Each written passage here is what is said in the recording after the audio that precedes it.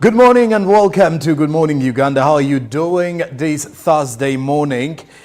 We are only counting 24 hours to the month of June. How ready are you for the 6th month of the year? We are really running out of time in 2024, if I am to put it in that way, because we will definitely be halfway of 2024. But nonetheless, you are still alive and you're watching your morning Kickstarter here on your national broadcaster.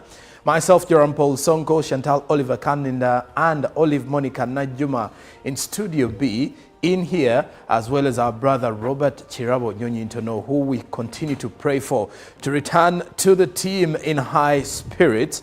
He's with us in spirit, not with us physically, but of course, we are here to make sure that we give you his presence in the best way we can. But nonetheless, it is Thursday, a day where those heading to Namugongo continue to rise in numbers, and details that we do have is we are having quite a number of internationals making their way to make the pilgrimage. And for you, our dear Ugandan, who is also a staunch believer, whether you're a staunch Catholic or a staunch Anglican, it would be of good intent for you to be part of this year's celebrations in Namugongo. But the preparations are ongoing that side. And of course, today in the show, we shall as well be getting some feedback from what is happening there and how the turn-up is growing, or how the turn-up is so far. And of course, like I did mention, we have quite a number of those coming in from different countries to put it in, to put you in the proper pool of my conversation. You get to realize that we have people from the DRC, we have pilgrims from Tanzania, we have hundreds from Kenya, and need I say more, we also have those from Philippines. And you get to realize that these pilgrims are also making their way in the country. And the latest development that's also showed, those from the Nebi diocese have arrived in Namugongo. Now, what are you doing for you as a resident in Kampala? But also be reminded of the traffic diversions that are likely to come along with this year's celebrations, especially around Sunday and D-Day on Monday. But that aside, it's also Thursday, time for us to also throw back and go down memory lane on some of those memories that made history not only in Uganda, but maybe things from our childhood. But first, let me check on the team and see how they're doing, how their Wednesday was, and what really stood out for them from the bunch of information that has been making trends all over the media roundtables. Good morning, Olive Monica Najuma. How are you doing today? Well, good morning, Jerome. I'm perfect. I'm doing pretty well, and I am ready for the month of June, because if you didn't know, Jerome Paul, the ladies in this studio, myself and Chantal Olive Akandinda, were born in that month. So it is a joyful month.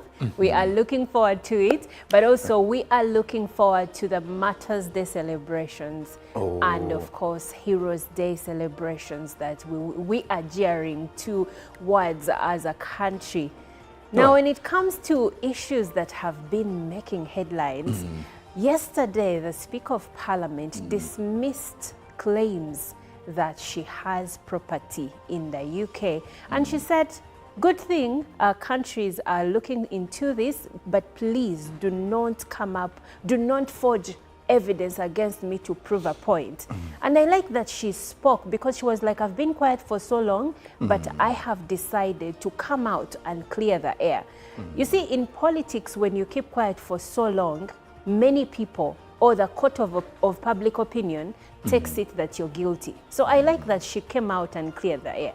By the way, Chris Obore also came out and released information saying that they will not be moved by some of the people on social media, saying that one thing they do know about President Yoweri Museveni is he's a man who's highly driven by evidence.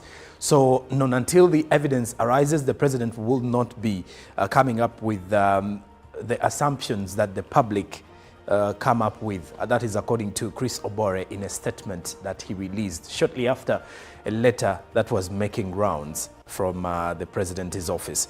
And actually, there have been questions on whether or not that letter is authentic.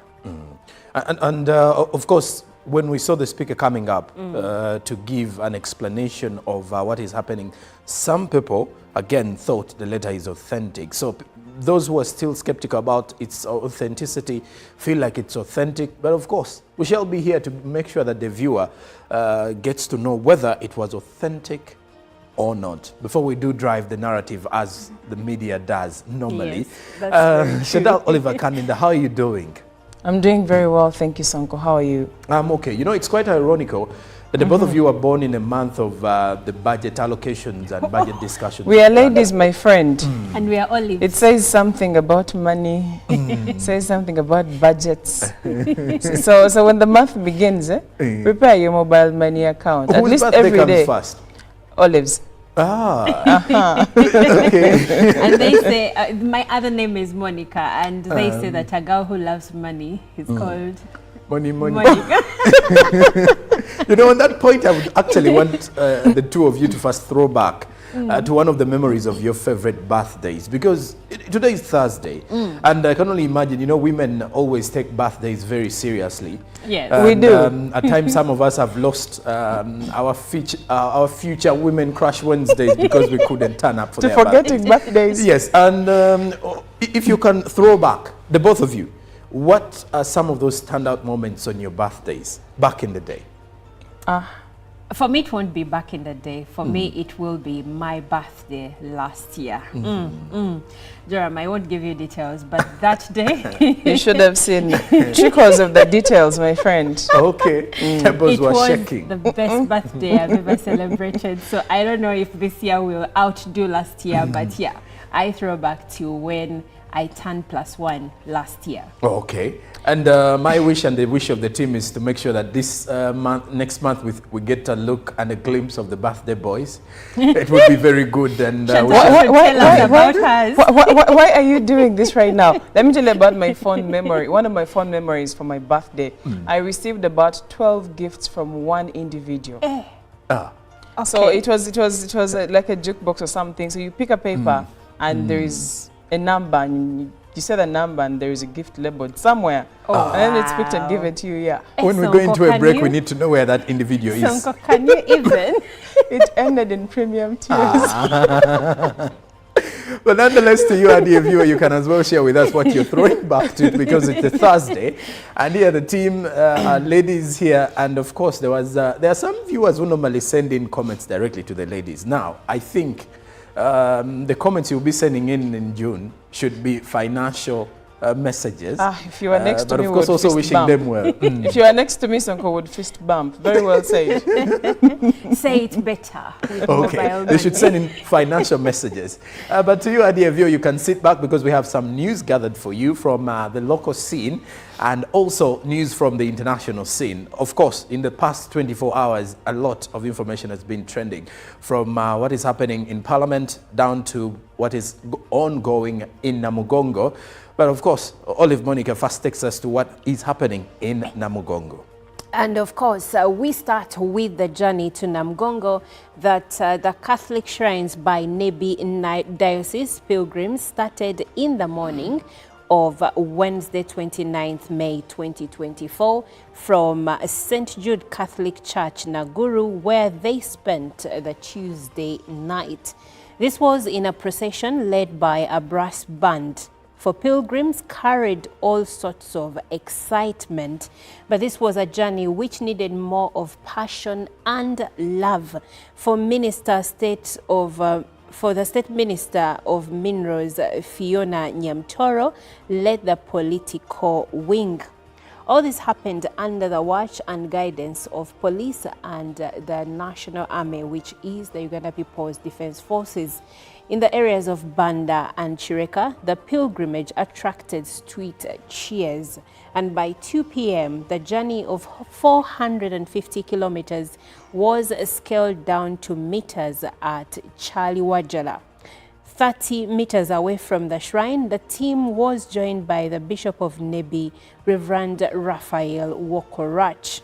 At the shrines, they were received by the rector Namugongo, Father Vincent Lubega. After being convicted for refusing to denounce their faith, the journey of the martyrs to Namgongo to be executed started at Munyonyo. The two Andrew Kagwa and Dennis Sebugwao, a page of Kabaka Mutesa, were killed at this particular spot. Dennis Sebugwao, who then was aged 16 years, was asked by Kabaka Mwanga to denounce his faith alongside Andrew Kagwa, who was then the Kabaka's chief musician, and when they confessed their Christianity, they were executed.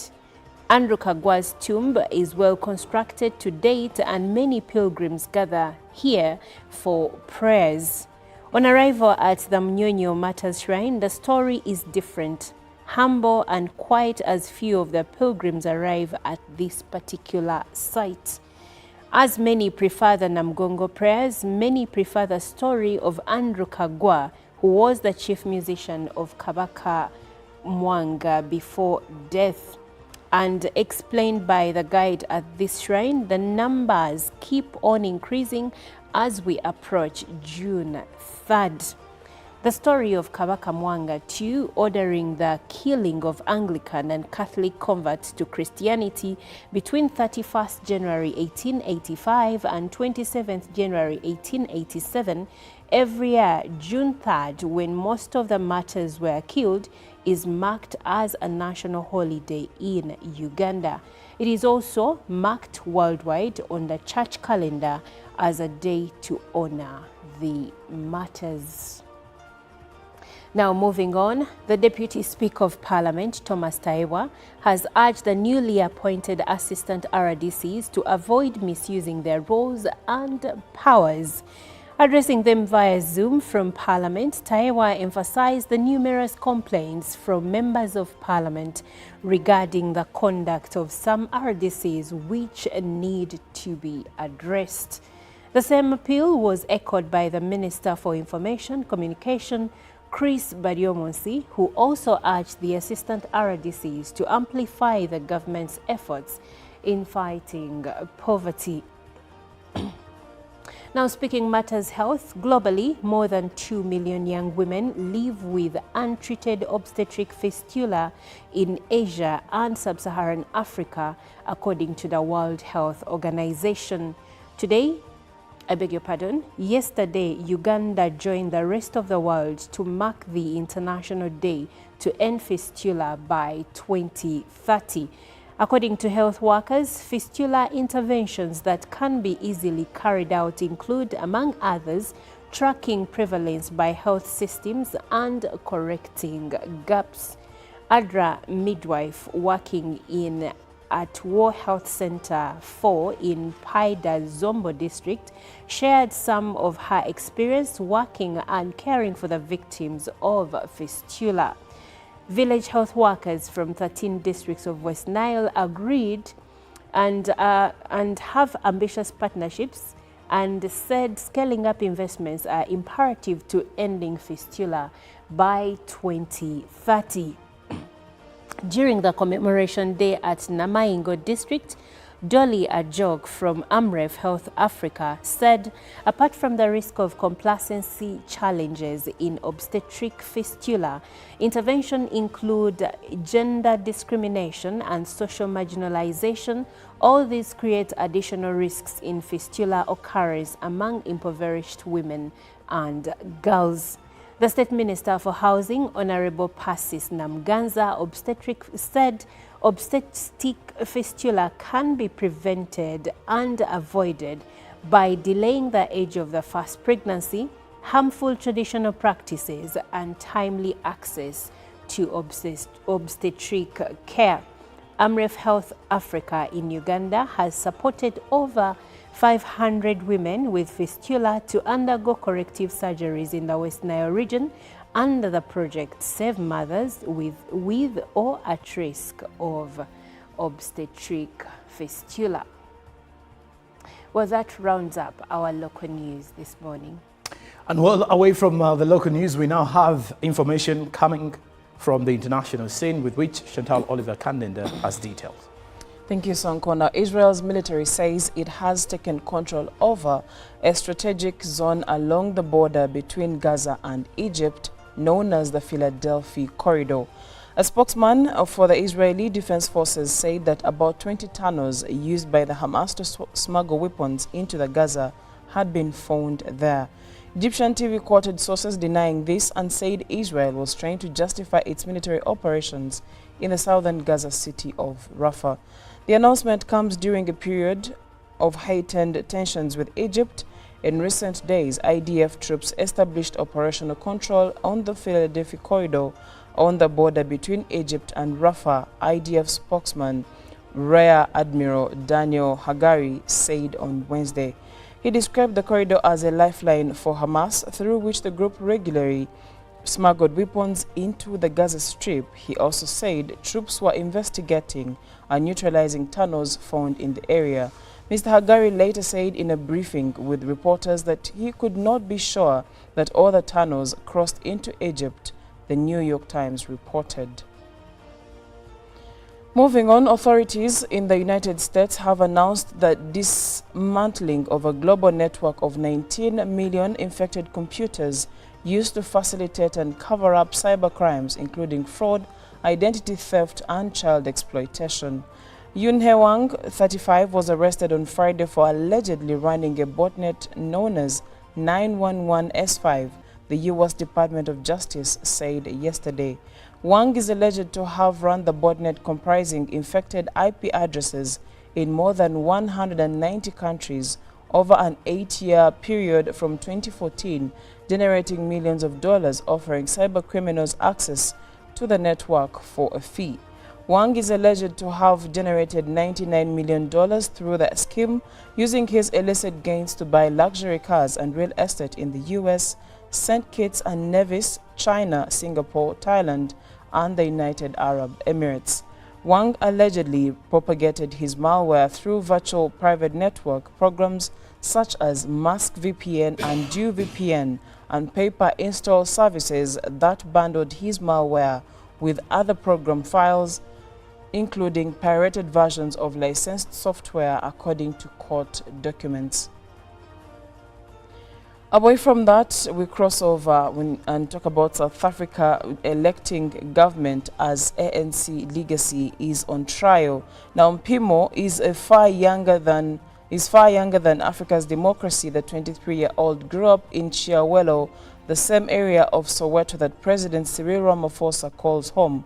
Moments before the president arrived at the Hitekani Primary School to cast his ballot in front of the glare of flashing cameras yesterday, this gentleman quietly queued to vote. In the narrative of Ramaphosa's ruling African National Congress, he is among the Tin Swallows, the name given to young South Africans born after the introduction of democracy who benefited from the ANC government. That's not how he sees it, though. He has an accounting degree from University of Johannesburg, but far too often he himself is static. Like millions of other South Africans, he has no job despite trying for months to land one. In all, 4.5% of young people in South Africa are unemployed. And lastly, tens of millions of people living in coastal areas of the Caribbean and Latin America face life-threatening weather events made worse by climate crisis, the United Nations said in a new report. The UN Population Fund report on Tuesday found that 41 million people, about 6% of the population across the region, are exposed to threatening storms and flooding. Nearly 1,450 hospitals vital to maternal health and family planning across the region are also located in low-elevation coastal areas that are more prone to natural hazards, the UNFPA said. More than 80% of the hospitals in Aruba and Cayman Islands, Suriname, Bahamas, Guyana are in such areas, the report found. Climate change impacts women and girls the hardest and exacerbates existing inequalities, Dr. Natalia Kanem, the UNFPA Executive Director, said in a statement. And that wraps up our climate news and international stories. And well away from the international stories, we now get to our press review, looking at what the front pages of the different papers within the country and across the East African region are writing about the stories. Now, the top page of today's New Vision is IGG and envoy set to investigate the UK House. President Museveni writes to Speaker Among. More details of that in today's New Vision. Then development, Uganda's economy is to grow tenfold, according to a report in today's New Vision. Then 24 new districts to miss out in the ID registration process. Then Nebi pilgrims arrive at Namugongo. There is a pictorial of the pilgrims arriving yesterday at Namugongo Catholic Shrine. Find more details by grabbing a copy of the New Vision. They're also talking about the South African election. South Africa votes ANC under threat during the poll.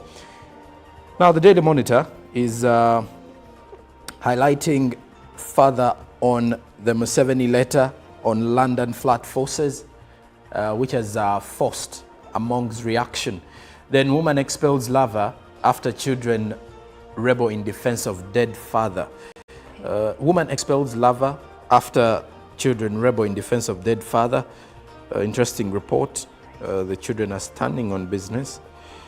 Then matters, Nebi pilgrims make a joyful entry to shrines. Also feature when hackers take over your WhatsApp account. How can you regain it or recover it? Then DM Today, De La Caras, how years of dating strengthened their bond. You can pick a lesson or two from their love story in today's Daily Monitor. Now, lastly, from our press review this morning, we look at the Daily Nation. UDA in turmoil as things fall apart. The Deputy President, Gachagua, denies claims of scouting for a new political party. Again, there is a lot of division between the President and the Deputy in Kenya. Something that happened years back between then President Uhuru Kenyatta and current President Ruto. Then also, the Daily Nation is highlighting how the billions changed the game. That is according to CDF at 20. Then the Finance Bill, Parliament begins public hearings on proposals. Then dispute why green gold ban has sparked a storm. Then in matters elections, opposition fights ANC in courts and on ballot. Then Kunutu carpet in battle for JSS teachers. In between the line, they are showing that 40,000 is the number of teachers who have been deployed to junior secondary schools in Kenya.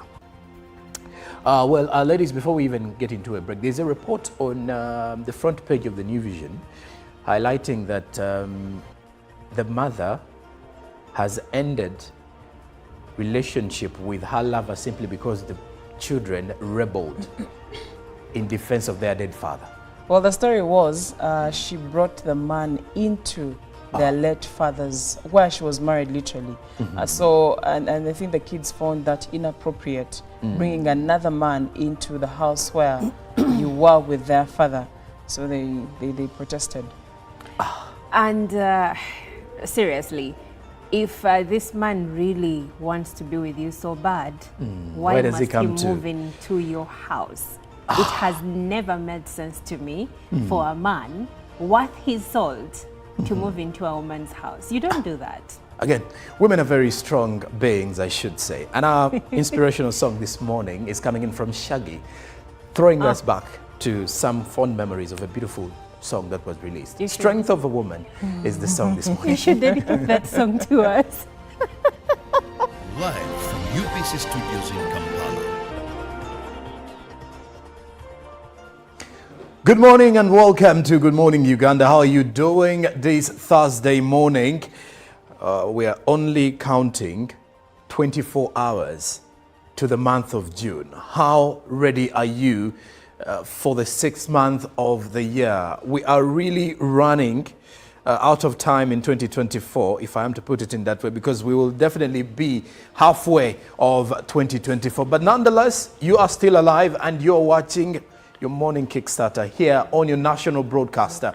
Myself, Joram Paul Sonko, Chantal Oliver Kaninda, and Olive Monica Najuma in Studio B in here, as well as our brother Robert Chirabo Nyonyintono, who we continue to pray for to return to the team in high spirits. He's with us in spirit, not with us physically, but of course, we are here to make sure that we give you his presence in the best way we can. But nonetheless, it is Thursday, a day where those heading to Namugongo continue to rise in numbers, and details that we do have is we are having quite a number of internationals making their way to make the pilgrimage. And for you, our dear Ugandan, who is also a staunch believer, whether you're staunch Catholic or a staunch Anglican, it would be of good intent for you to be part of this year's celebrations in Namugongo. But the preparations are ongoing that side. And of course, today in the show, we shall as well be getting some feedback from what is happening there and how the turn-up is growing, or how the turn-up is so far. And of course, like I did mention, we have quite a number of those coming in from different countries to put it in, to put you in the proper pool of my conversation. You get to realize that we have people from the DRC, we have pilgrims from Tanzania, we have hundreds from Kenya, and need I say more, we also have those from Philippines.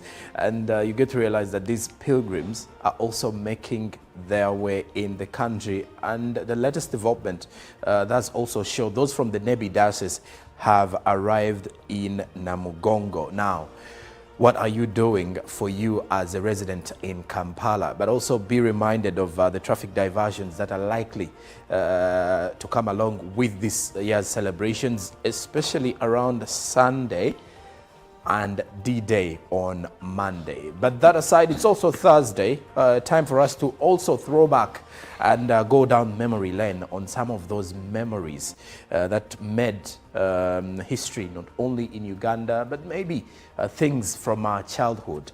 But first, let me check on the team and see how they're doing, how their Wednesday was, and what really stood out for them from the bunch of information that has been making trends all over the media roundtables. Good morning, Olive Monica Najuma. How are you doing today? Well, good morning, Jerome. I'm perfect. I'm doing pretty well, and I am ready for the month of June, because if you didn't know, Jerome Paul, the ladies in this studio, myself and Chantal Olive Akandinda, were born in that month. So it is a joyful month. We are looking forward to it, but also we are looking forward to the Martyrs' Day celebrations and of course Heroes' Day celebrations that we are gearing towards as a country. Now, when it comes to issues that have been making headlines, yesterday the Speaker of Parliament dismissed claims that she has property in the UK. And she said, good thing countries are looking into this, but please do not do not forge evidence against me to prove a point. And I like that she spoke, because she was like, I've been quiet for so long, but I have decided to come out and clear the air. You see, in politics, when you keep quiet for so long, many people, or the court of public opinion, takes it that you're guilty. So I like that she came out and cleared the air. By the way, Chris Obore also came out and released information saying that they will not be moved by some of the people on social media, saying that one thing they do know about President Yoweri Museveni is he's a man who's highly driven by evidence.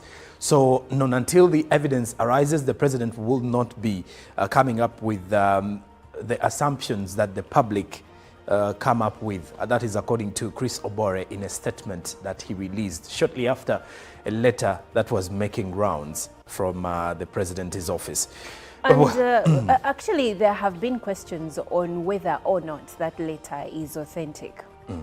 And of course, when we saw the speaker coming up to give an explanation of what is happening, some people, again, thought the letter is authentic. So those who are still skeptical about its authenticity feel like it's authentic. But of course, we shall be here to make sure that the viewer gets to know whether it was authentic or not, before we do drive the narrative as the media does normally. Yes, that's Chantal Oliver Kandinda, how are you doing? I'm doing very well, thank you, Sanko. How are you? I'm okay. You know, it's quite ironical But the both of you were born in a month of the budget allocations and budget discussions. We are ladies, my friend. And we are olives. It says something about money. It says something about budgets. so when the month begins, prepare your mobile money account. At least every day. First? Olives. Ah. Okay. And they say, my other name is Monica, and they say that a girl who loves money is called Money. Monica. You know, on that point, I would actually want the two of you to first throw back to one of the memories of your favorite birthdays, because today is Thursday, and I can only imagine, you know, women always take birthdays very seriously. Yes. And, We do. At times, some of us have lost our future Women Crush Wednesdays because we couldn't turn up for To their forgetting birthdays. Yes, and if you can throw back, the both of you, what are some of those standout moments on your birthdays back in the day? For me, it won't be back in the day. For me, it will be my birthday last year. Joram, I won't give you details, but that day... You should have seen trickles of the details, my friend. Okay, tables were was shaking. the best birthday I've ever celebrated. So I don't know if this year will outdo last year, but yeah, I throw back to when I turned +1 last year. Okay, and my wish and the wish of the team is to make sure that this next month we get a look and a glimpse of the birthday boys. It would be very good. And Why are you doing this right now? Let me tell you about my fond memory. One of my fond memories for my birthday. I received about 12 gifts from one individual. So it was like a jukebox or something. So you pick a paper and there is a number, and you say the number, and there is a gift labeled somewhere. And then it's picked and given to you. Yeah. When we go into a break, we need to know where that individual is. Sonko, can you even? It ended in premium tears. But nonetheless, to you, our dear viewer, you can as well share with us what you're throwing back to, because it's a Thursday. And here the team, ladies here, and of course there are some viewers who normally send in comments directly to the ladies. Now, I think the comments you'll be sending in June should be financial messages. If you are next to but me, of course we would also fist wishing bump. them well.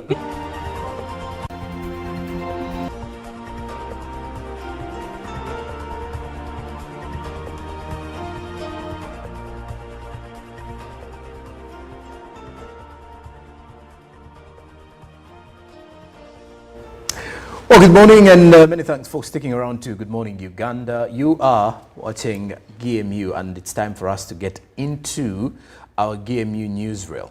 And this time round, it's not more about the trending news, but it's something quite exciting, something that you, our dear viewer, would be highly interested to be part of. Over the years, we've been seeing and hearing testimonies coming in from different countries away from Uganda in regards to lottery, how someone hit a huge jackpot.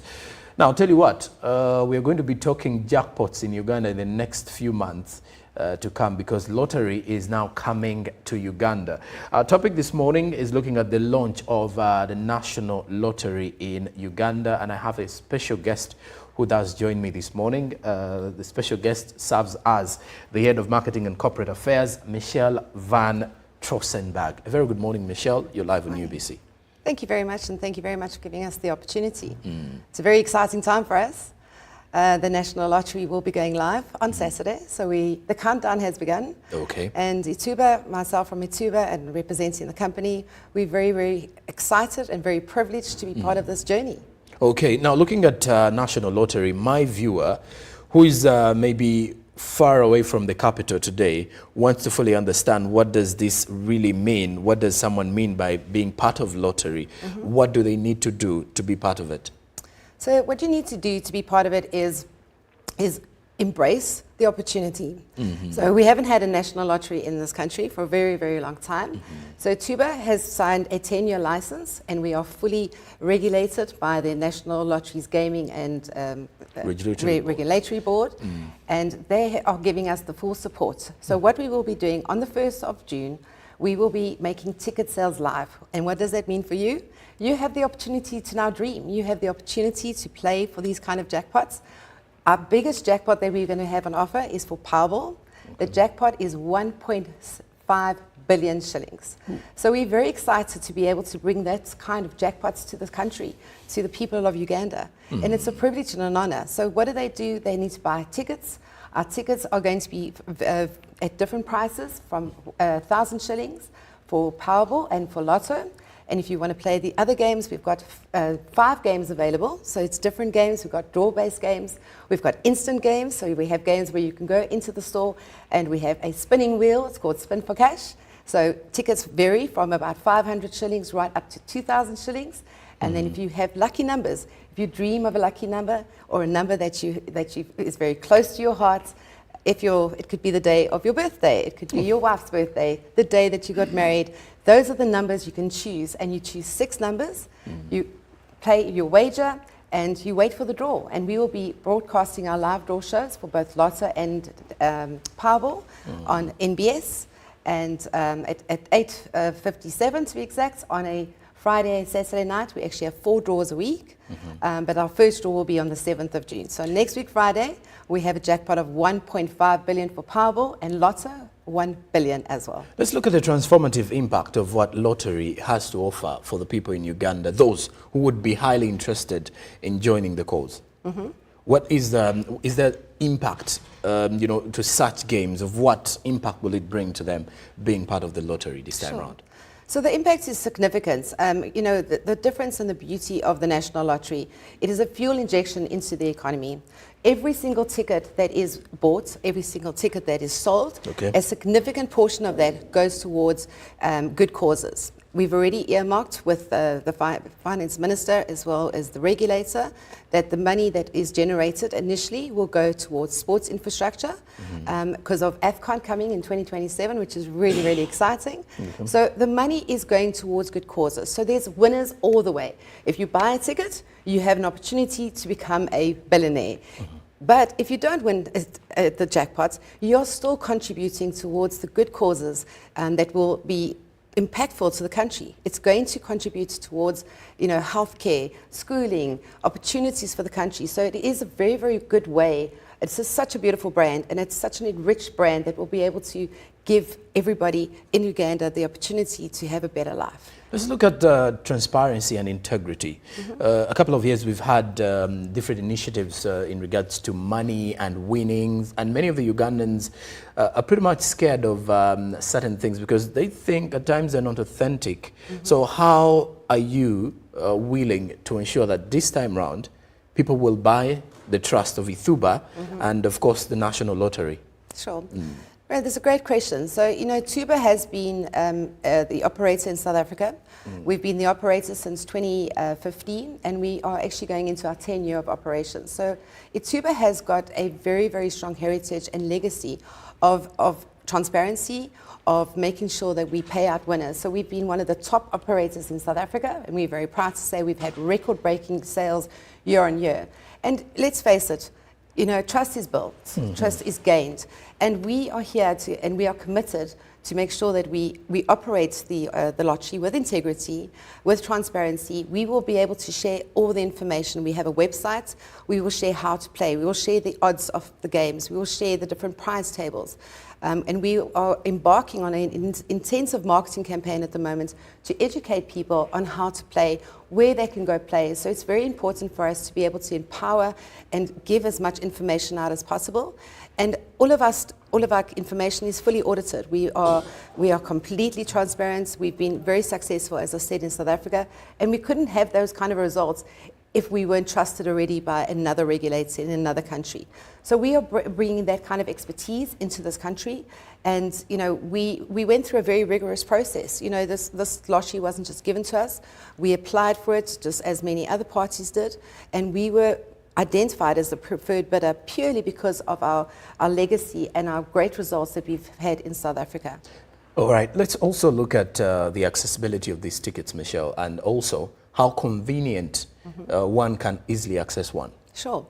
So we've been onboarding retailers, and there's still opportunities for more retailers to join us. So retailers is obviously one of our key touch points, because we need to make sure from one side of the country to the other side that we have player accessibility. You need to be able to purchase a ticket.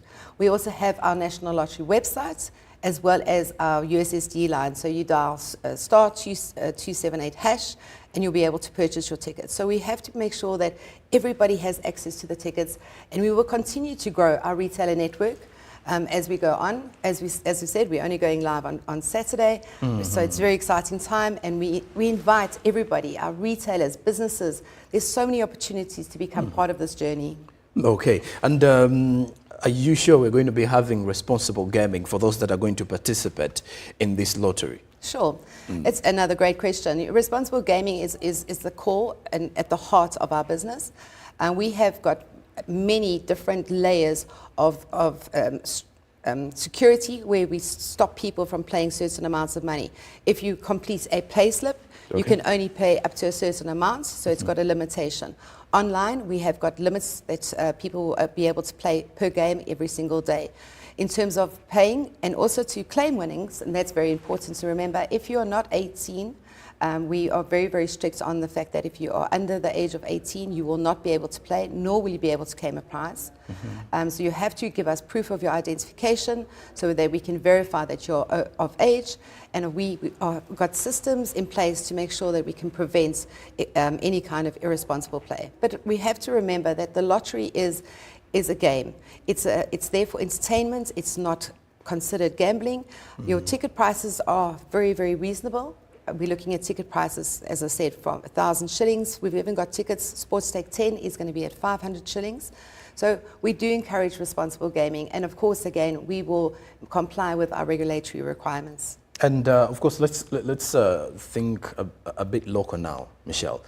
When you look at some of the variety of thrilling games that we do have here, we have Lotto Jackpot, 1 billion shillings. We have Powerball Jackpot, like you've put it, 1.5 billion shillings. We have the Daily Lotto Jackpot at 40 million shillings, Sports Stake, 10 Jackpot at 20 million shillings, and Spin for Cash, over 2 billion shillings in instant prizes. Now, when you look at this from a local point of view, how do I join the lottery? How do I participate?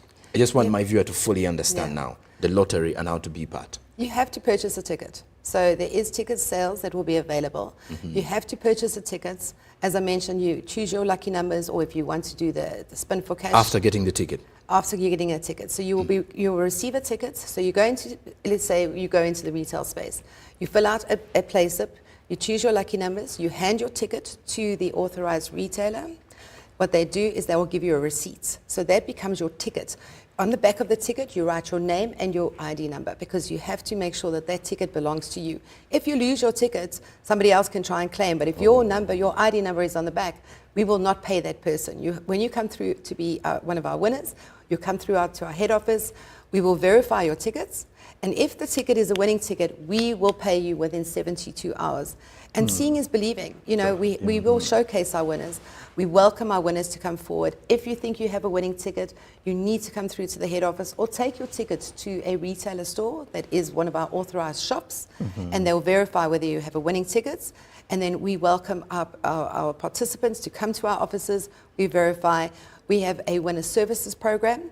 All people that will win over 200 million will receive financial and trauma counseling, because it is a windfall.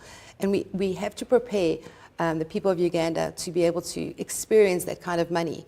Today, you might not have a lot of money, but tomorrow you can be a billionaire. So we have got programs in place to support our winners. Financial is very important. How do you manage that kind of money? And trauma, it's not bad trauma, it's happy trauma. So it's about, how do you manage the excitements? How do you carry on with your life and be able to sustain living as a billionaire? Okay. And then also, I want to be reminded, you've mentioned fast June is when we're going on television, is when it's going to be fast televised. So that means we shall be having weekly draws live on television. We'll have weekly draws from the 7th of June. So sales starts on the 1st of June. And then we'll have our first draw on the 7th of June. Oh, okay. And we will have draws weekly. So we've got multiple games. You've got Daily Lotto, which is in the name. It's daily. So every single day, and we'll have our first draw on Saturday, because it's a daily game. So we go live in the morning at 1 in the morning at 1. So go buy your tickets. And that evening at 9 o'clock, we will be pulling the results of the first draw, and we will be welcoming winners coming through to our offices. Okay. You've shared stories of how successful it has been in South Africa, and I wish to know what are some of the economic and social benefits attached to being part of lottery or, engaging in these lottery games. So everybody's a winner, as I said. Every ticket that is purchased, there's a significant portion that goes towards the economic and social development of a country. So that funds is made available. We take half of the money, so about 50% is put into prizes. We also have other costs that goes into it, but a significant portion of that is given towards the regulator, and the regulator will then be will allocate to the beneficiaries of that money. All right. Lastly, you said you have a 10-year contract that you signed, and my question would be, which kind of standard do you want to set for the lottery games in the country? Look, we here for the long run. So it's very important that we start big and we end, and we don't end. We carry on and continuously growing. If you've followed our journey in South Africa, we've done amazing, significant things in South Africa. We've generated over 13.5 billion in South African rands, which is trillions in the currency here, for good causes. So it has had a significant contribution and impact in South Africa. So we need to bring all of those key learnings, all of those best practices to Uganda.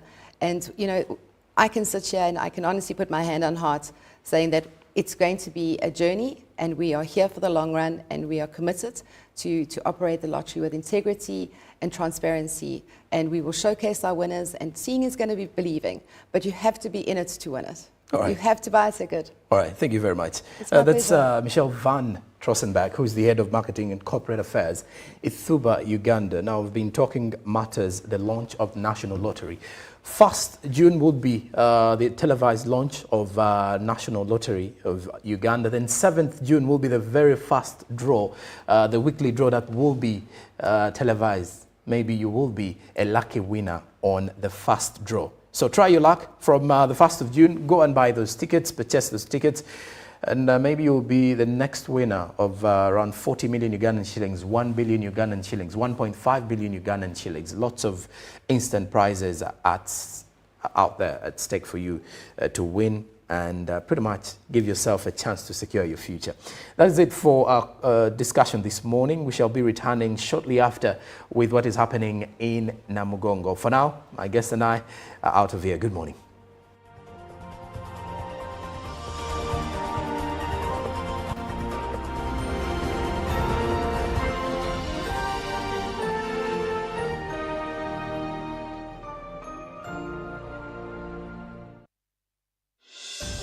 What is a dream?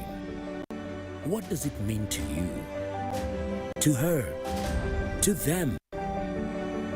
It's time we dared to dream new. Dream bigger, better, bolder. Let's dare to dream of tomorrow, of someday, of the hope that comes with change, of a change that transforms. That glimmer in your eyes, the prospect of maybe, of all the hopes that we carry. It's the promise of enjoyments, co-enjoyments for you and your mates. A dream keeps us going. It's the one thing that drives us, inspires us, motivates us. One goal, one hope, one dream. With the Uganda National Lottery, your dream can become a reality. Is here. What's your one thing? 107.3 Kampala, 96.9 Mbale, 95.7 Jinja, 98.6 Soroti. You are all covered. UBC Butewo.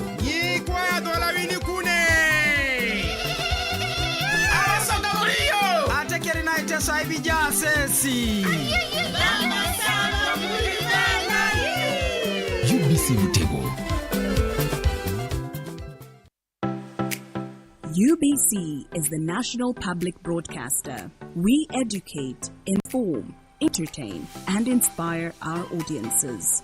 You can watch us on free-to-air channel 001, DSTV channel 282, GoTV channel 371, Star Times channel 201, Zuku TV channel 20, and Azam TV channel 350. Even when your subscription expires, you can still watch UBC for free on your pay TV platforms. Juko. Yo.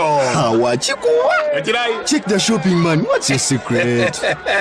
Uganda, I've been of the Parish development model PDM. Yes, I did, but I thought it was just a talk. I know, Sebatia. It is real. I and a few friends together formed a circle, accessed money from the PDM, invested in a portrait project, and now things are moving. Juko.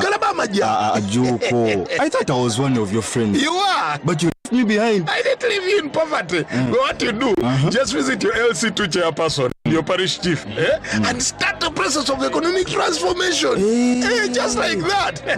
The parish development model is an initiative from the government of Uganda through the Ministry of Local Government designed to transform all lives of Ugandans for the better. PDM, my parish, my development, my life. These American contraceptives are against the African culture of extending family heredity and replacement of the dead. Our culture in Kasese does not allow this provision for contraceptives. It is also against the societal expectation of married women to give birth to many children. It is against the religious fact that God is the ultimate source of life. No man is supposed to stop somebody from giving birth, because from the biblical perspective, giving birth is a godly thing. We hear that there are Christians in America, there are Christians in Europe, there are Christians. These people have failed on the Christian test. Live from UBC Studios in Kampala, this is Good Morning Uganda.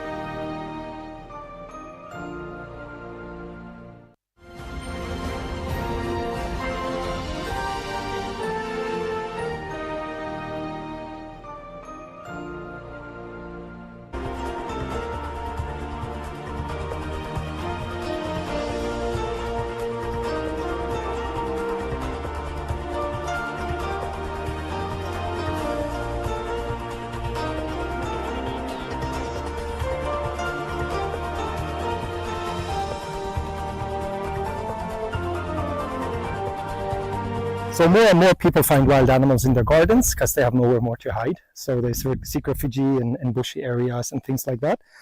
And over the last 5 years, I believe this is the 7th pangolin which was brought to us from the local community when they're clearing their fields or clearing their gardens. We always notify UA from the very first one we have. They normally send a team and then they translocate them to the national parks. The pangolins we get here are the white-bellied tree pangolins, so they're forest species. And as of recently, they've always taken them to Chibale, which is probably a suitable habitat because it's safe there, and there are tree pangolins there. Recently, we received a team from UA, however, with a direct to Lake Mburo, which doesn't add up because these are tree pangolins. They shouldn't be in the savannah. They can't survive there. But nonetheless, we've always been giving them to UA, notifying them immediately, as we will as well today. Only the last 2 or 3 pangolins which we received, we asked UA at some point that since the community keeps bringing them here and since they are displaced from the forest, that UA might consider leaving 1 or 2 of them here as ambassador animals. Because in all of Uganda, there's no any place you can see a pangolin. If you go with a school class today and you say, we want to see a pangolin, there's nowhere in Uganda you'll see one. It's only by good luck you will see. That's not something you. So from that point of view, we believe it would be to the benefit of the nation to at least have a place where people and students and even researchers, even UA staff themselves, even custom staff for sensibilization purposes could come and actually see the pangolin. So we have a lot of animals which are termite feeders, specialist feeders which only eat termites, as the pangolins are as well. We have bat-eared foxes which also only eat termites.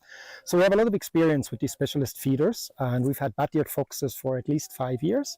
And we have 1 pangolin now since 3 months, which is doing very well. I will actually show her to you later. Her name is Sally.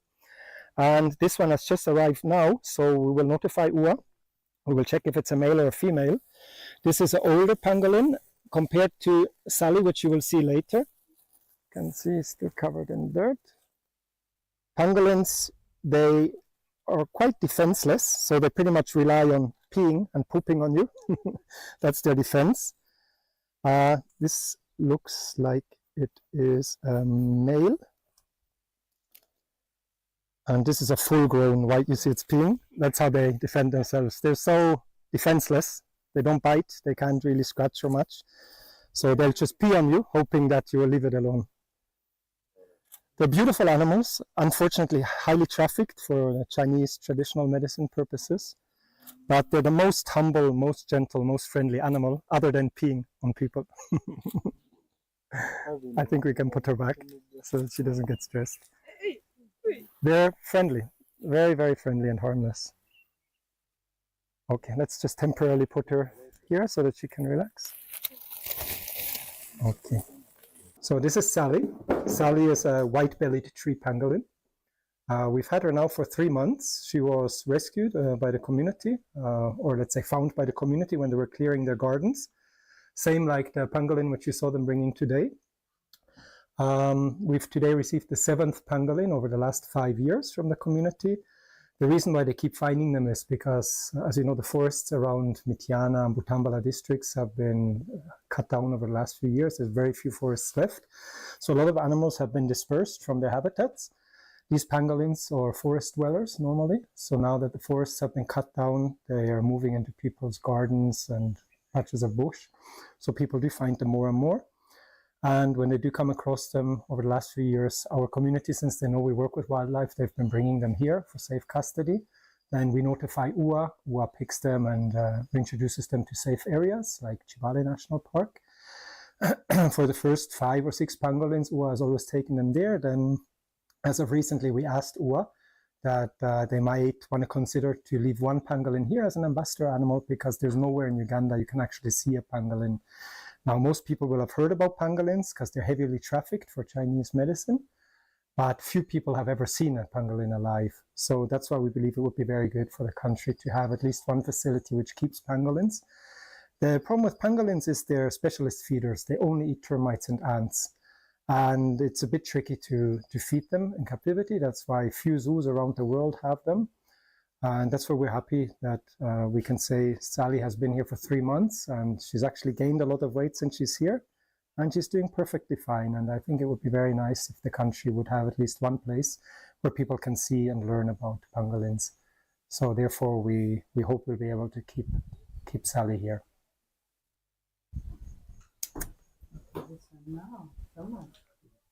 Where are you going to be getting the ants and termites? No, we have specialized food for them. In Europe, they've made a formula. It's a powder, which is based on protein and has all the minerals and nutrients which they need for zoo animals. So we are importing specialized food for them, diet, which you mix with water. It's like a porridge, and you feed them. Because it would be hard to sustain to collect that many ants every day, because they eat a lot. But as you see, she looks very healthy and she's very well fed. Is that feather-like? These ones, they're relatively soft. It's like soft fingernails actually. You can touch her. And it's just for protection. They don't use them, it's only for defense. So they roll up into a ball when there's any threat, and the scales just keep them safe, that they're not easy to be eaten by a smaller animal.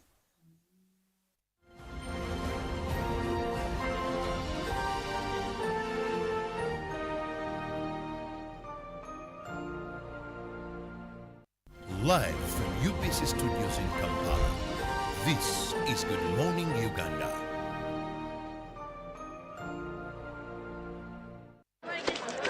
Juko. Yo. Check the shopping, man. What's your secret? Haven't you heard of the Parish development model PDM? Yes, I did, but I thought it was just a talk. No, it is real. I and a few friends together formed a circle, accessed money from the PDM, invested in a poultry project, and now things are moving. Juko. I thought I was one of your friends. You are. But you left me behind. I didn't leave you in poverty. What you do, just visit your LC2 chairperson and your parish chief, and start the process of economic transformation. Just like that. The parish development model is an initiative from the government of Uganda through the Ministry of Local Government, designed to transform all lives of Ugandans for the better.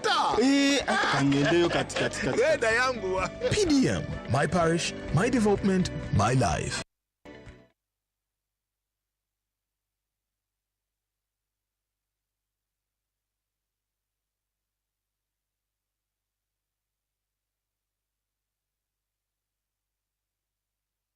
Live from UBC Studios in Kampala, this is Good Morning Uganda.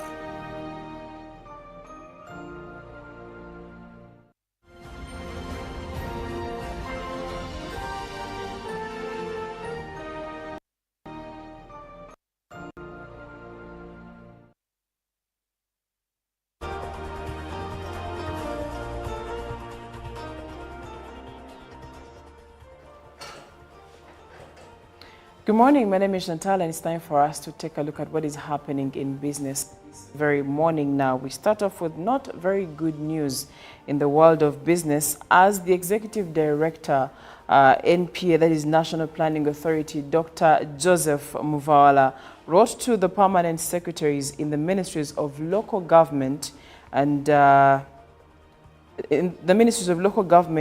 Lands, Housing and Urban Development, bringing to their attention the illegal construction of kiosks in urban areas in the country. Now, according to Mr. Magom, who is 50 years, started vending fruits, that is in 1993, and says, according to what transpired after the kiosks were constructed, they were meant to attract low-income earners, for them to be able, those who could not afford to go to supermarkets to make some purchases. Now, government's directive on the enforcement of service lane functionality in Jinja City and other urban areas in the country, of course, has left youth crying foul because of this development. Now, last week, according to the Executive Director, National Planning Authority, he wrote to the permanent secretaries in the different ministries of local government, lands and housing and urban development, and brought this to their attention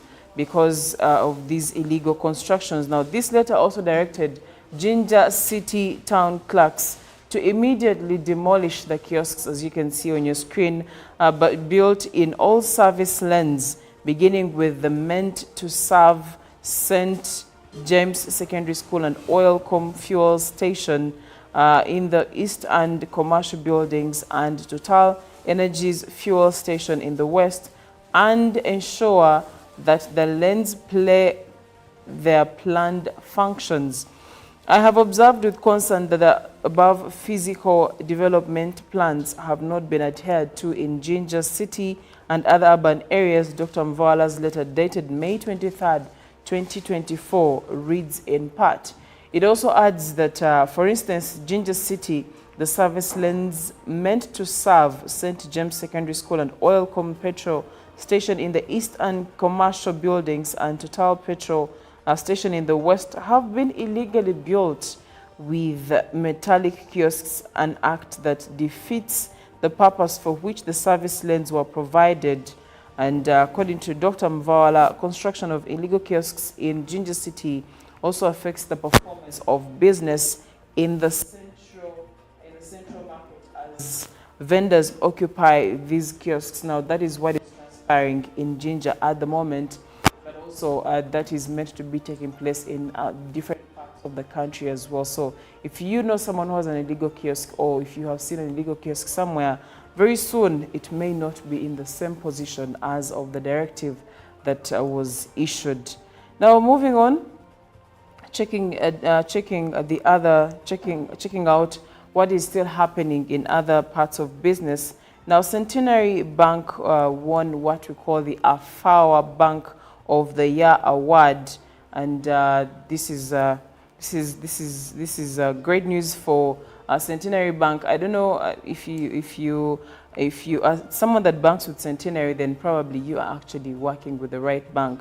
Now, the award recognizes banks that have made significant strides when it comes to supporting women-led small and medium-sized enterprises as part of their SME strategy. And that is why Centenary Bank takes the award.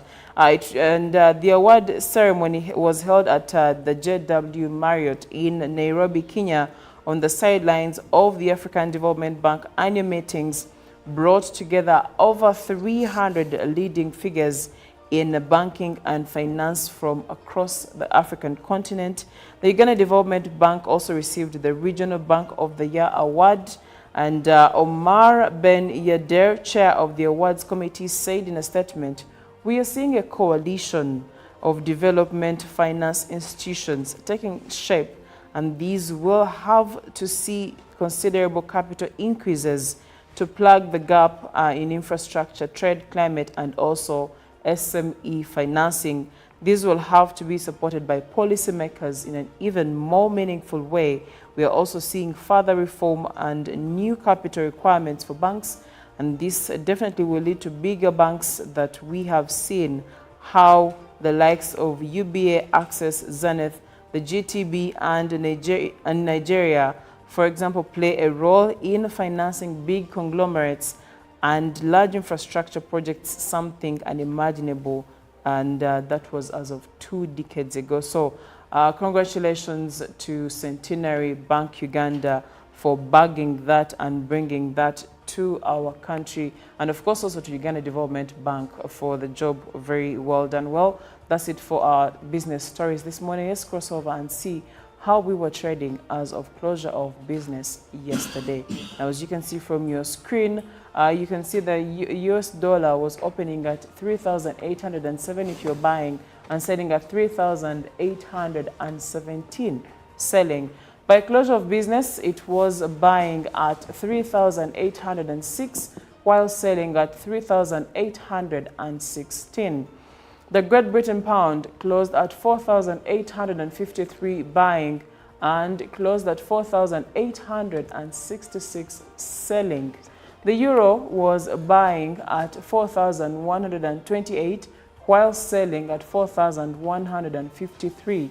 The Kenya shilling was buying at 28.73 shillings while selling at 28.80. The Tanzanian shilling closed at 1.46 while selling at 1.46 still, and that South African rand was buying at 207.67 while selling at 208.22. As you can see, there's a difference from yesterday. If you're trading yesterday, you seem to be on a safer side, but that is the day before. I mean, that was on Tuesday, but as of yesterday, it wasn't as fair as it was. So maybe let's look out for what is going to be what is it going to be for today, and that's it for our business stories this morning. Coming up is traffic updates. Good morning.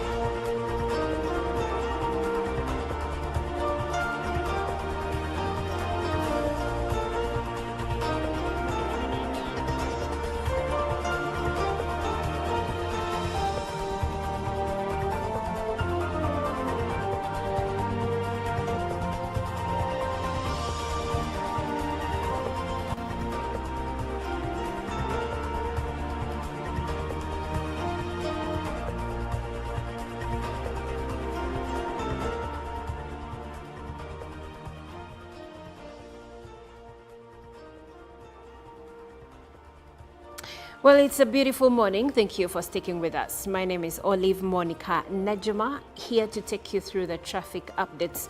And we will start right at the Kampala flyover going through Nsambia and the neighboring environs to look at the traffic situation over there. Now, just around the Kampala flyover, we see that there is a traffic jam on some of the roads that are surrounding that neighborhood. Looking at the flyover itself, I see red and yellow zones around this area, and of course having a closer look at roads like Siki Road and Buxton Road, there is a bit of a traffic jam coming through from those ends. And looking at Entebbe Road itself, we have sections of traffic jam that has already come up as of this minute. Now, still looking around the surrounding roads like Loom Street and of course looking at Nakasero Road, I still see a few sections of traffic jam over here. But like I said, we are going through the areas of Nsambia. And looking at Nsambia Road from the flyover, there is smooth flow of traffic around this area. Now continuing with where Nsambia Road stops and then Mukwano Road starts, we still have smooth flow of traffic. But as we go ahead with Mukwano Road, now I see a bit of traffic jam coming through from Press House Road and continuing ahead to that roundabout that has Access Road, 8th Street, 6th Street and 7th Street. This is where I'm seeing traffic jam, especially for those that are coming from the side of Mukwano Road. Now continuing, looking at these three roads, 6th Street, 7th and 8th, I would like for us to see how the traffic situation looks like over there. But from what I see here, there is smooth flow of traffic in these neighborhoods and along these roads. So if those are the areas you're coming to or coming from, your access to the city should not be an encumbrance. But where 5th Street and 7th Street connect, I see a bit of traffic jam over here. And of course, looking at other roads like Namuwongo Road, where it turns into Godown Road, then here we have a bit of traffic jam coming through. But for the most part, I see that these roads have smooth flow of traffic. Now, I'd like for us to move from that area and come back to Lugogo bypass. And what I see along Lugogo bypass is that we have a bit of traffic jam, especially around Katikati. I think this is because of the traffic lights. And as Lugogo bypass transitions into the Kampala Jinja Road Highway, we have a few sections of traffic jam, but for the most part, I see that most of the feeder roads and even the main road itself has smooth flow of traffic. Still continuing with the Kampala Jinja Road Highway, now we are at the Jinja Road roundabout and we are experiencing a bit of traffic jam coming through from Old Port Bell Road, and there is also some bit of traffic jam along the main Jinja Road Highway. Now around the roundabout, there is a bit of traffic jam, not intense, so you should be able to move in record time. And still continuing with the same road, the Kampala Jinja Road Highway, I see that for the most part, we have smooth flow of traffic. A little bit of traffic jam along the Parliamentary Avenue and some other neighboring roads like Colville Street have a bit of traffic jam. And now going ahead to Kampala Road, we have traffic jam along Kampala Road. As you can see, those red zones along Kampala Road. William Street is looking good. Button Street has traffic jam coming through, joining Kampala Road. So that's how the traffic situation looks like in the city this morning. My name is Olive. Keep watching.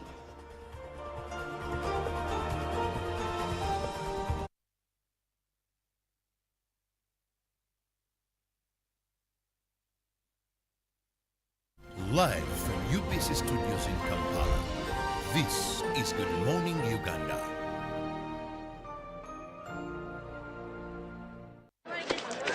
Juko. Yo. Wachiko. Check the shopping, man. What's your secret? Uganda, haven't you heard of the Parish development model, PDM? Yes, I did, but I thought it was just a talk. No, Sebatia. It is real. I and a few friends together formed a circle, accessed money from the PDM, invested in a poultry project, and now things are moving. Joko, I thought I was one of your friends. You are. But you left me behind. I didn't leave you in poverty. What you do, just visit your LC2 chairperson and your parish chief, and start the process of economic transformation. Just like that. The parish development model is an initiative from the government of Uganda through the Ministry of Local Government designed to transform all lives of Ugandans for the better. PDM, my parish, my development, my life. Pick of the day on UBC.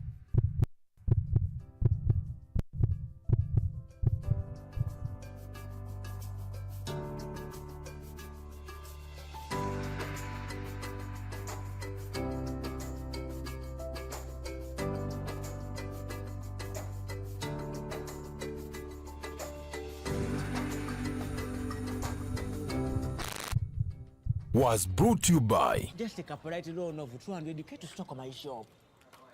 The signs and symptoms of success. The bank commander, not the bank teller. Why hassle for a loan when you've got MTN Momo? We're sorting it. Use the Momo app or dial *165*5# for all quick loans. Choose from the different loan options from our partners and get one that works for you. Together, we're unstoppable.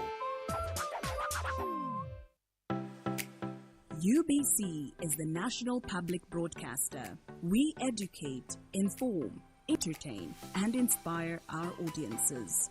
You can watch us on free-to-air channel 001, DSTV channel 282, GoTV channel 371, Star Times channel 201, Zuku TV channel 20, and Azam TV channel 350. Even when your subscription expires, you can still watch UBC for free on your pay TV platforms. 107.3 Kampala, 96.9 Mbale, 95.7 Jinja, 98.6 Soroti. You are all covered. UBC Butego.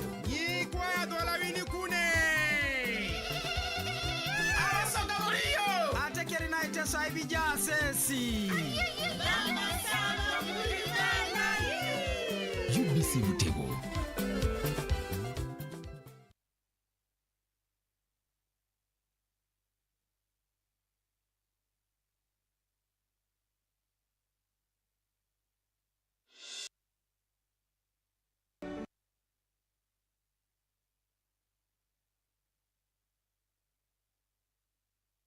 It's time we get to dream.